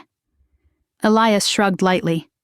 Your digital signature is on one of the Hartwell approvals. Dad turned to me sharply. What? My stomach twisted. It's forged. He knows that. Elias smiled. Can you prove that? Can the investigators, when everything is buried under a mountain of frantic cover-ups? Dad's face hardened. Get out of my house. But Elias wasn't done. He stepped closer, lowering his voice. You think the CFO is your enemy? He murmured. You think Crestwell is scared of your little statement? They aren't. They're gathering their own narrative right now, and when they tell investigators who was involved... His eyes slid to me. I promise your name will come up first. My heart hammered against my ribs. Dad's voice broke into a shout. I said get out! Elias didn't move. You're making a mistake, Marcus, a very big one. I'm correcting a mistake, Dad snapped. You. For the first time, Elias's calm facade cracked. His jaw clenched, and his hands tightened at his sides. He turned toward the door, coat swaying behind him, and paused only once, right beside me. You can't save them, Avery, he whispered. Not from this, not from Crestwell, not from themselves. I didn't step back. Watch me. His eyes glinted with something sharp, anger, maybe fear, and then he left, pulling the door closed behind him. Silence filled the house. No one moved. No one breathed. Finally, Mom collapsed into a chair, hands shaking. That man is evil, she whispered. Sienna wiped tears from her face. He's going to ruin us. Oh God, Avery, he's going to ruin us. Dad paced, fists clenched, muttering curses under his breath. I stood by the door, watching Elias's car disappear down the road, and felt something colder than fear settle in my chest. Not dread, not panic. Resolve. I turned to them. Listen to me. He came here because he's scared, because he knows the investigation is moving faster than he thought. He's losing control. Dad ran a hand through his hair. But he's right, isn't he? He'll point the finger at all of us. Yes, I said, And that's why we need to act before he can." Sienna sniffed. "What do we do?" I stepped into the center of the living room and looked at all three of them. "We tell the agents everything," I said. "Before Crestwell can rewrite history, before Elias can weaponize our silence, before anyone else shows up at this door." Mom nodded slowly. Dad exhaled, steadying himself. Sienna's voice shook. "Okay," I continued. "Every message, every document, every conversation with Elias or the CFO, every instinct you ignored, every lie you believed. All of it." Dad looked at me, something like fear and pride mingling in his expression. "I don't deserve you," he said quietly. "You deserve the truth," I said. "And we're running out of time." Mom wiped her eyes. "Will the agents protect us?" "I think so," I said softly, "but we need to give them something to protect." Sienna curled her legs under her. "I'll tell them everything." Dad nodded. "So will I." I moved to the window, watching the road, scanning the snowy path Elias had taken. He thought he could break us. He thought fear would silence us. He thought power could protect him. He had no idea who he was dealing with. I turned back to my family. "Tomorrow," I said, "we bring down Crestwell." And this time, no one disagreed.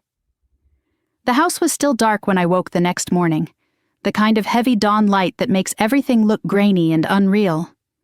For a moment I lay there listening to the faint hum of the heater, the soft creak of the old floorboards, the familiar quiet of a home that had been peaceful once, before lies took root in its walls.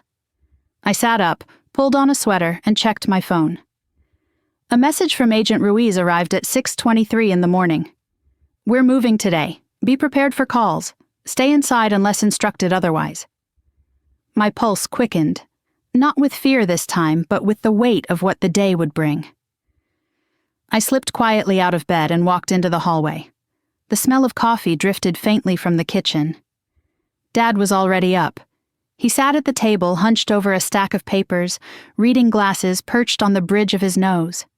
There were pages spread out before him, contract copies, old emails, the mortgage notice, evidence of the mistakes and trust that had brought us to this point. "You're up early," I said softly. He looked up, his eyes tired but clearer than I'd seen them in years. "Didn't sleep much," he said. "Your mother's still in bed. Sienna, too." I nodded, poured myself a cup of coffee, and sat across from him. For a moment we just sat in silence, both knowing there were things to say but unsure how to begin. Dad exhaled slowly. "I keep thinking about all the choices that got us here. I can't decide if I was blind or just desperate." "Maybe a bit of both," I said gently. "But that doesn't make you alone. People trusted Crestwell. People trust people who smile and shake hands and speak with confidence." He rubbed the back of his neck. "Still doesn't make it hurt less." "No," I said quietly. "It doesn't."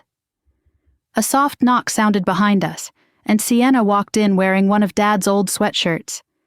Her hair was messy, her eyes swollen from crying. "Is it happening today?" she asked. "Yes," I said. "They're moving on Crestwell, and likely on Elias." Sienna swallowed hard. "What about us?" "We're witnesses," I repeated, "as long as we tell them everything." She nodded slowly. "I will." Dad closed the folder in front of him. "What do you need from me today?" "Honesty," I said, "more than you've ever given anyone." He met my eyes, and something passed between us. An unspoken acknowledgement of the years lost, the fractured pieces that were finally starting to shift into place. Before either of us could say anything more, my phone rang. Unknown number. My pulse spiked. Dad watched me carefully. "Avery," I answered. "Hello?" "Ms. Langford," Agent Callahan said. "We're at Crestwell's downtown office now. Warrants are being executed. I suggest your family stays home for the next few hours. You may receive a call for follow-up." "Is it happening smoothly?" I asked. There was a beat of hesitation. For the moment carried a weight I didn't like. Is Elias there? I asked. No, Callahan said. We haven't located him yet. My chest tightened. Then you need to— Ms. Langford, he cut in gently. We're doing everything we can. Stay with your family. We'll update you soon. He hung up. I set the phone down slowly. Dad's eyes narrowed. What did he say?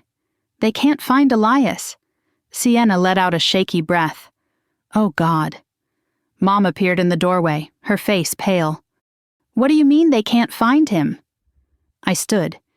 It means we stay together. No one goes anywhere alone today. Dad pushed his chair back. I'll check the locks. Sienna moved closer. Avery, what if he comes here again? I wanted to say he wouldn't. I wanted to say he was too scared, too cornered, too watched. But I remembered that SUV, that crack of a window, the silhouette. I won't let him hurt you, I said. Not again. For the next hour, the house felt like a waiting room before a storm. Mom made tea. Sienna curled up under a blanket. Dad turned on the fireplace even though it wasn't cold enough yet. I checked my phone every few minutes, waiting for news. At 9:15, it came. A text from Agent Ruiz. He's on the move. Stay inside. I barely had time to show Dad when headlights swept across the front windows. A car, then another, then a third. Mom gasped. Dad stood up sharply. No, I said, they're unmarked. That's federal. A moment later, a firm knock rattled the front door. Dad opened it cautiously. 2 agents stood outside, Ruiz and Callahan. We need to secure your home, Callahan said calmly. May we come in? Dad stepped aside immediately. Ruiz approached me. We executed warrants at Crestwell. We have access to internal records, and everything you gave us matches what we found. Relief flickered in my chest, quick and fragile. Is Elias in custody? I asked. Not yet, she said, but we know where he's heading. I frowned. Where? Callahan stepped forward. Here. Mom gasped. Dad's jaw clenched. What does he want? Ruiz didn't sugarcoat it. To retrieve whatever evidence he thinks your daughter has. He's panicked, and panicked men make dangerous choices. A cold shiver moved down my spine. We're going to station 2 agents outside, she continued. 2 more will remain inside until we confirm he's been apprehended. Sienna's voice trembled. He wouldn't hurt us, would he? Ruiz answered plainly. He's desperate enough to try, and desperation can make anyone dangerous. Dad's fists tightened. What do we do? Stay put, Callahan said. Stay together, and let us handle the rest. The agents took their positions. The house felt different instantly. Still our home, but now something fortified. Guarded, waiting. Minutes passed like hours. The clock ticked loudly. The fire crackled. Every sound felt amplified. Then Agent Ruiz's earpiece crackled faintly. Her posture straightened. He's close, she said. My heart slammed against my ribs. Sienna pressed closer to Mom. Dad stepped in front of them both. Callahan moved toward the front door and cracked it open an inch. Visual confirmed, he said. Silver sedan, 1 occupant, plates obscured. Ruiz lowered her voice. Advise backup, target approaching. I stood frozen, barely breathing. Outside, gravel crunched under tires. A car door slammed. Footsteps approached the porch. Then, a sharp command from outside. Hands up, federal agents! A man's voice, panicked and sharp. Don't touch me! Don't you dare!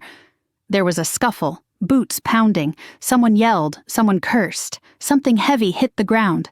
The front door shook as a body thudded against it. Mom whimpered. Callahan raised a hand. Stay back. More shouting outside. Then, finally, suspect in custody. Repeat, Elias Ford is in custody. The tension in my chest snapped like a rope pulled too tight for too long. Ruiz exhaled. It's over. Dad sagged into the nearest chair, face pale with relief. Sienna began sobbing into Mom's shoulder. And for the first time in what felt like forever, I allowed myself to breathe fully. After a minute, Callahan stepped onto the porch. Ruiz followed, nodding for us to join them outside. I stepped out with Dad beside me. Elias was being walked toward a black SUV in handcuffs, his hair disheveled, his face twisted in a mix of rage and defeat. When he saw me, he stopped struggling long enough to smirk. "This isn't over," he spat. "You think you've won? You don't even know what Crestwell is capable of." I met his eyes steadily. "Crestwell's collapsing. You know it. And you know who helped take it down." His jaw tensed. "You're going to regret this." Dad stepped in front of me. "No, you are." An agent pushed Elias into the vehicle. The door shut with a heavy thud, sealing him inside.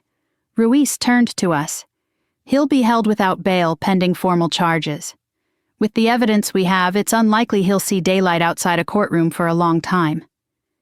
Dad ran a hand down his face, shaking his head. "I still can't believe any of this happened." "It did," I said, "but it ends today." Mom hugged me tightly. "You saved us, Avery. You saved all of us." Her voice cracked, and something inside me, something long-wounded, softened. Ruiz cleared her throat gently. "I'll need to speak with each of you later today for follow-up interviews. But for now, get some rest. You've all been through enough." We thanked them as the agents packed up. When they finally drove away, leaving the street quiet and untouched by anything except falling snow, the house seemed to breathe again. Dad turned to me. "I don't know how to repay you." "You don't," I said. "You just start over. All of us do." Mom squeezed my hand. Sienna wiped her face, still shaken but stronger than she'd been the night before. The storm had broken. The threat was gone. But rebuilding, the healing, that would take time. As we stepped back inside, I paused at the doorway and glanced at the road where Elias had disappeared minutes earlier. His final words lingered in the back of my mind, not as a warning, but as a reminder of how close we'd come to losing everything. Then I closed the door, and for the first time in years, the house felt safe. Snow drifted in slow spirals past the kitchen window the morning after Elias was taken into custody, drifting so softly it felt like the sky was finally exhaling. The house was quiet, calm in a way it hadn't been in weeks. When I walked into the living room, Dad was already up, sitting on the sofa with a mug of coffee clasped in both hands. He looked older but lighter, as if some invisible weight had finally slipped off his shoulders. He glanced at me and offered a small smile. "I didn't think I'd sleep at all," he said. "But I did, straight through." "That's a good sign," I said, sinking into the chair across from him.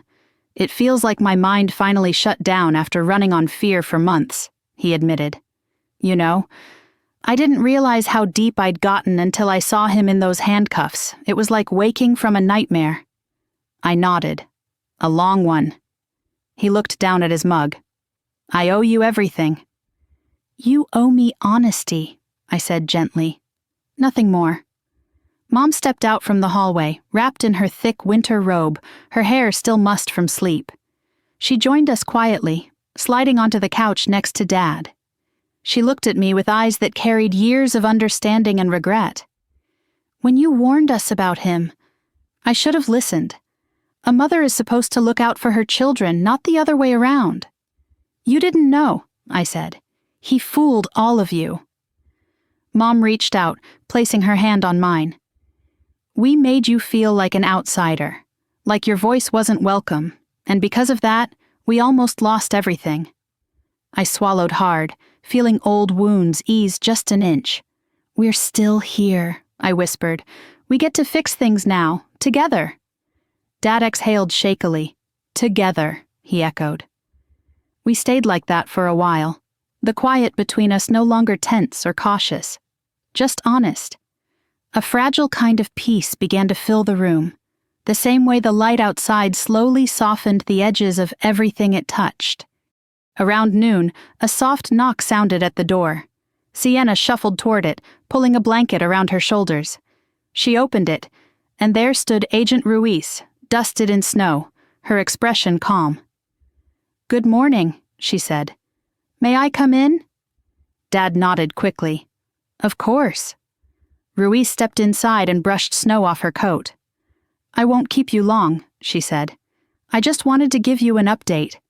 Elias was transferred to a secure federal facility overnight. He's already begun negotiating with prosecutors. Sienna stiffened. Negotiating? So he's going to try blaming us. Ruiz gave a faint, reassuring smile. He's blaming everyone, but he has no evidence to implicate you, and he knows it. I crossed my arms. What about Crestwell? Ruiz's expression turned firmer. The company will survive, but not in its current form. Several executives are already under investigation. You were right about the shell vendors. And the offshore transfers. Dad closed his eyes as if absorbing a final blow. I should have known. She touched his arm gently. Mr. Langford, people like Elias build their power on being trusted. You weren't naive. You were targeted. He nodded, but I could see he wasn't ready to forgive himself. Ruiz turned to me. Ms. Langford, your testimony and documentation were essential. Without your timeline and the files you provided, this case might have taken months longer, months that could have given Elias time to disappear. I felt a knot loosen in my chest. I'm glad I did the right thing. You did more than that, she said. You protected your family, and you prevented Crestwell from burying a trail that could have hurt a lot of people. She glanced toward the window. I'll be in touch about next week's hearing, but as far as today goes, rest. You've earned it. When Ruiz left, the house felt even lighter, like the snow outside was cleansing everything, one quiet inch at a time. Later that afternoon, I stepped outside onto the porch, wrapped in a scarf and jacket. The cold bit at my cheeks, but it felt good, clean, honest. I watched the snow fall on the street, making everything look softer than it was yesterday. Dad joined me, hands in his coat pockets. You know, he said, I kept thinking strength was refusing help, refusing to admit mistakes. And now? I asked. He smiled faintly.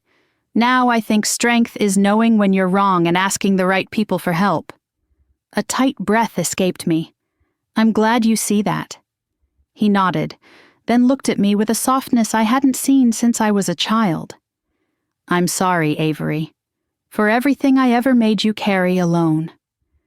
The apology landed so deep I felt something shift inside me, like a lock clicking open after years of rust. I accept it, I said quietly. And I forgive you. His eyes glistened. Thank you. We stood in silence, watching snow collect on the railing. For the first time in a long time, it didn't feel like we were standing on opposite sides of a chasm. Behind us, the front door opened. Sienna stepped out with 2 mugs of hot chocolate, handing one to me. She squeezed my hand. He's gone, she whispered. He can't hurt us anymore. No, I said. He can't. She looked into her mug. I've been thinking, maybe I should go back to school, or do something meaningful, not chase status the way he taught me to. I smiled. That sounds like a good plan. She nodded slowly. You were right about him. I'm sorry it took so long to see it. You see it now, I said. That's what matters. That evening, the 4 of us gathered in the living room with a fire crackling in the hearth. Mom brought out old photo albums, ones we hadn't looked at in years. Pictures of holidays before everything grew heavy with expectations. Pictures of lake trips, summer barbecues, first days of school. At one point, Dad handed me a small envelope. Inside was a deed.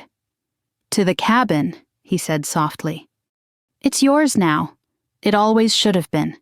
A place to heal. A place to begin again. I felt tears burn behind my eyes. Thank you, I whispered. I don't know what to say. You don't need to say anything, he said. Just live a life that makes you proud. That night, as everyone drifted to bed, I stepped outside once more. The snow had stopped, leaving the world quiet and still.